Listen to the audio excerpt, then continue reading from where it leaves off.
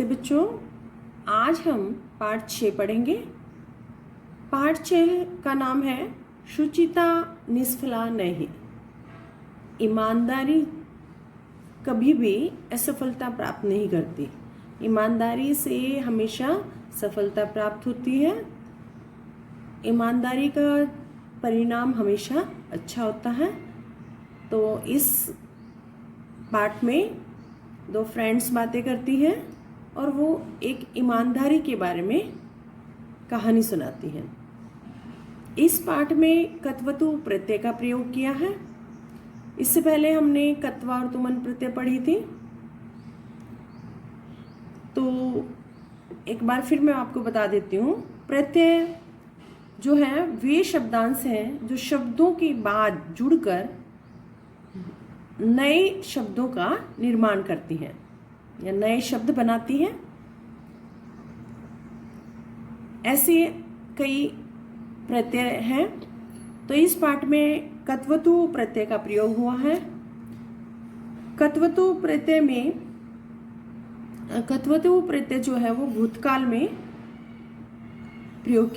के लिए प्रयोग की जाती है। और इसमें जब हम जैसे पठ जमा कत्वतु प्रत्यय लगाएंगे तो लास्ट में त्वत शब्द सभी में आएगा। त्वत, जैसे पठ जमा कत्वतु पठत्वत। तो इस तरह से ये आएंगे। ये आपके पेज नंबर 121 पर दिए हुए हैं इसी बुक में। जहां हमने कत्मा और तुमन पढ़ी थी उससे आगे कत्वतु प्रत्यय है एक लाइन में। तो वो भी आपको ध्यान से पढ़नी है। जो आपका ये फ्राइडे टेस्ट होगा उसमें कत्वतु शब्द भी आपके प्रत्यय भी आएगी, तो वो भी आपको अच्छे से याद करना है। तो अब हम पाठ पढ़ते हैं। रमा उमे त्वं किम चिंतसि। रमा कहती है, उमा तुम क्या सोच रही हो। चिंतेशी का अर्थ है सोचना। तो तुम क्या सोच रही हो। उमा अहम एतत् पुस्तकम क्रीड़ा चित्रात् अविंदम। मुझे, अहम का अर्थ होता है मैं, लेकिन सेंटेंस के कोडिंग हम उसे मैं, हम या मुझे इस तरह से यूज कर सकते हैं। तो मुझे यह किताब खेल के मैदान से मिली थी। अविंदम मीन्स प्राप्त की थी मैंने, वहां से मुझे यह किताब मिली थी। अस्मिन् पुस्तके कस्यापि नाम लिखितम नास्ति। इस किताब पर किसी का भी नाम नहीं लिखा हुआ।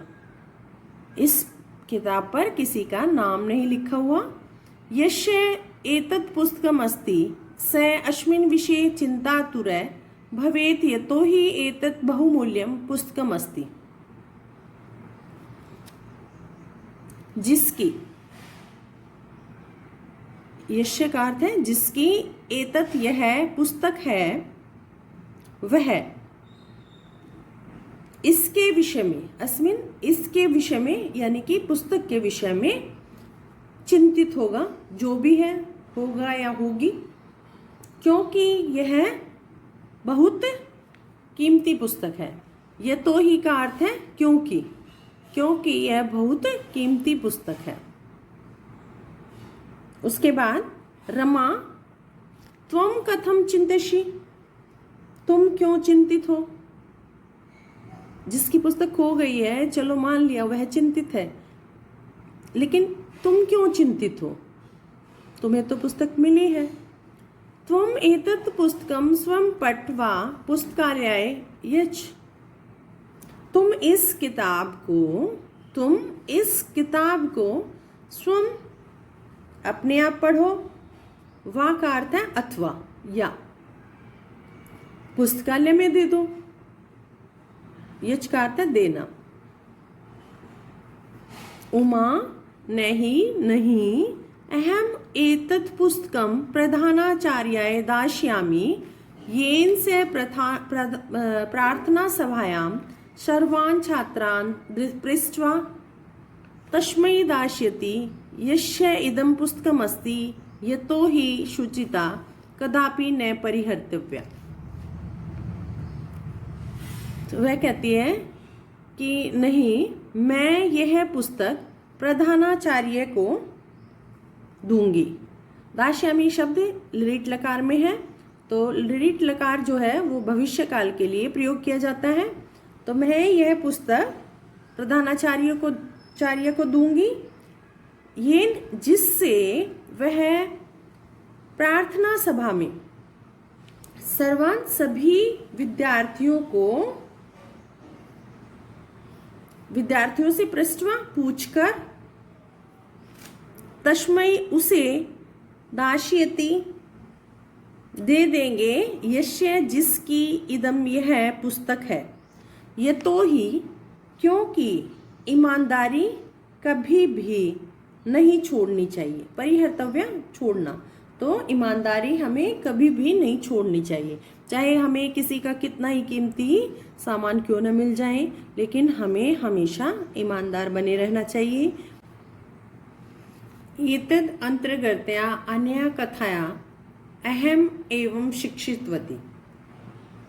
इसके अंदर दी गई कहानी से मैंने यही सीखा है। इस पुस्तक में दी गई कहानी को पढ़कर मैंने यही सीखा है कि ईमानदार होना चाहिए हमें। तो यह एक कहानी का दृश्य है। अब हम कहानी पढ़ेंगे। सुंदर नगरे एक दानवीर श्रेष्ठी वस्ती सम। सुंदर नगर एक जगह का नाम है। सुंदर नगर में एक दानवीर, श्रेष्ठी का अर्थ है सेठ, वस्ती रहता सम था। सुंदर नगर में एक दानवीर सेठ रहता था। स निशुल्कम अन्य क्षेत्रम चालयति सम। वह बिना कीमत लिए अन्य क्षेत्र चालयति चलाता था। जैसे अन्न का अर्थ है अनाज, तो अन्न क्षेत्र को चलाता था, वहाँ पे फसल उगाता था, उससे लोगों की मदद करता था। इते जना आवश्यकता अनुसारम स्वकीय वस्तुनि विंदति सम। इससे इते यहाँ से लोग आवश्यकता अनुसार अपनी वस्तुएं प्राप्त करते थे। विंदति प्राप्त करते थे। जिन लोगों को ज़रूरत होती थी, जो ज़रूरतमंद होते थे, जो लाचार होते थे, जो नहीं कमा सकते थे या बूढ़े थे, तो जिस तरह के जो लोग थे वो अपनी आवश्यकता अनुसार चीज़ें वहाँ से ले लेते थे। तो इस तरह से वह सेवा भावना से ये कार्य करता था वह सेठ। तेषु एका 60 वर्षीया बालिका अपि आसीत्, किन्तु गृहीतॄणां अर्धवशात् सा सदा किमपि न प्राप्नोति सम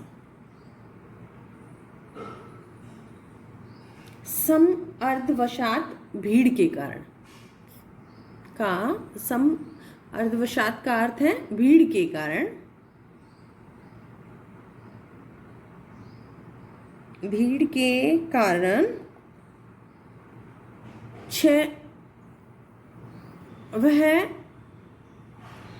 उनमें से जो लोग अनाज या अपनी वस्तु प्राप्त करने आते थे, उनमें से एक लड़की थी जो 6-7 वर्ष की थी, किंतु वह वहाँ से कुछ भी ग्रहण करने में समर्थ नहीं होती थी, क्योंकि वहाँ बहुत अधिक भीड़ होती थी। तो इस कारण वह कुछ भी प्राप्त नहीं कर पाती थी, क्योंकि सभी लोगों की भीड़ होती थी। वह छोटी बच्ची थी, तो कोई भी उसका नंबर वहाँ लेने में नहीं आने देता था।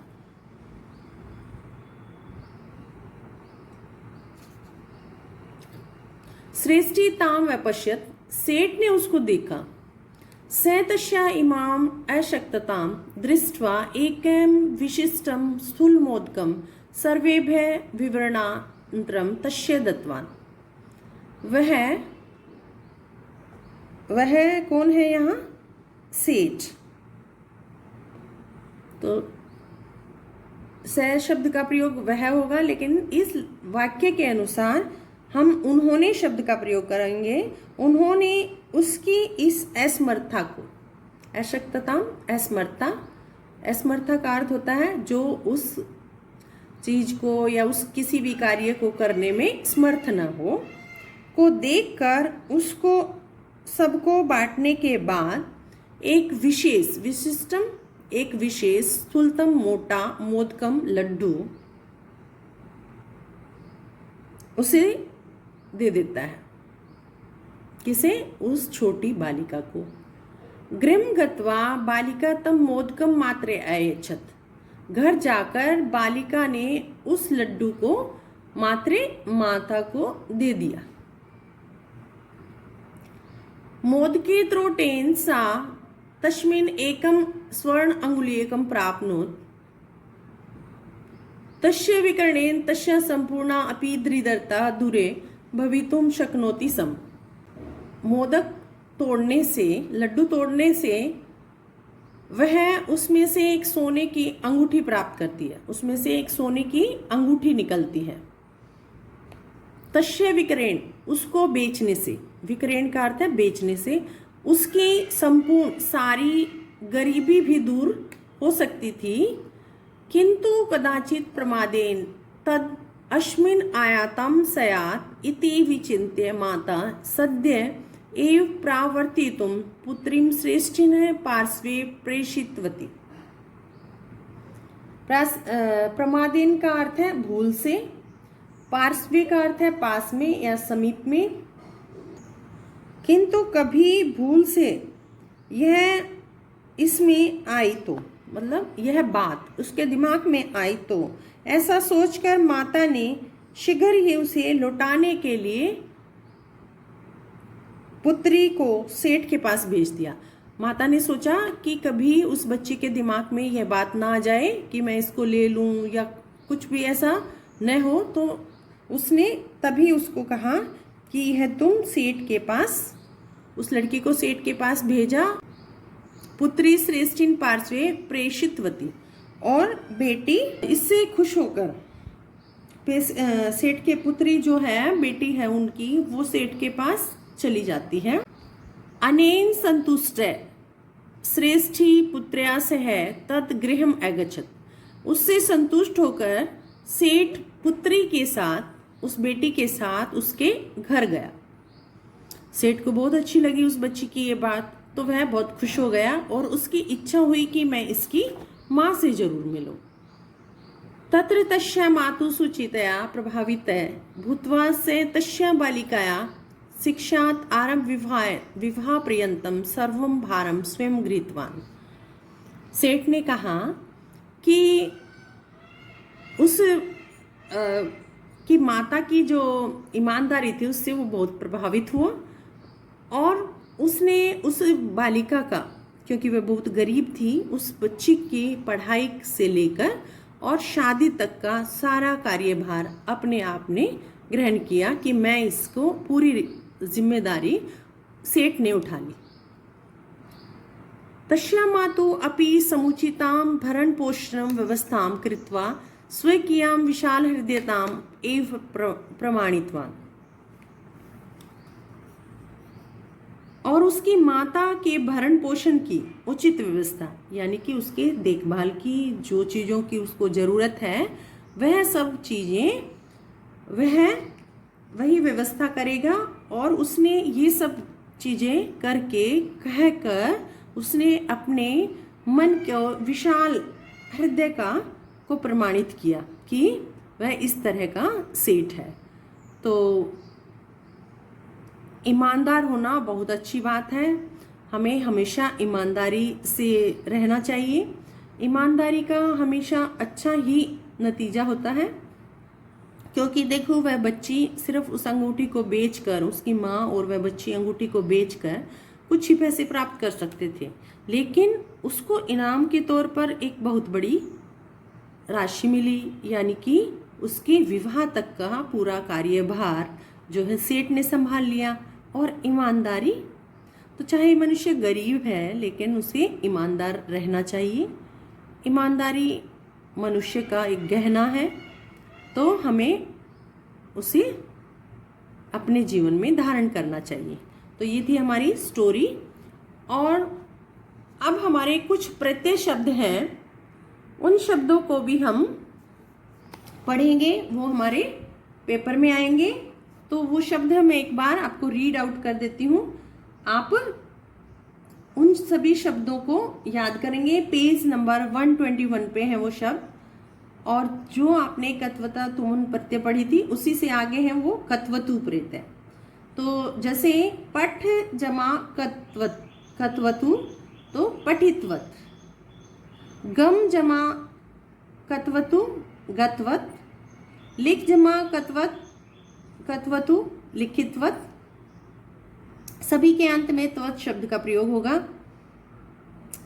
दृश्य कत्वतु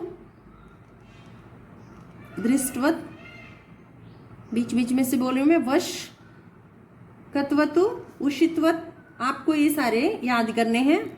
भू कत्वतु भूतवत, आप कत्वतु आप्तवत, खाद कत्वतु खादित्वत। तो इस तरह के ये शब्द हैं। और जो एक आपकी अभ्यास पुस्तिका है, एक दूसरी व्याकरण की बुक है, उसमें भी कत्वत शब्द में के अनेक उदाहरण दिए हुए होंगे, उनको भी आप याद कर सकते हैं और अभ्यास कर सकते हैं। तो साथ साथ उस बुक में भी जो इस टाइप के एक्सरसाइज वगैरह आती हैं तो आप फिल करते रहना, जिससे आपका अभ्यास साथ साथ होता रहे। तो अब हम इसकी एक्सरसाइज करेंगे अगले पीरियड में।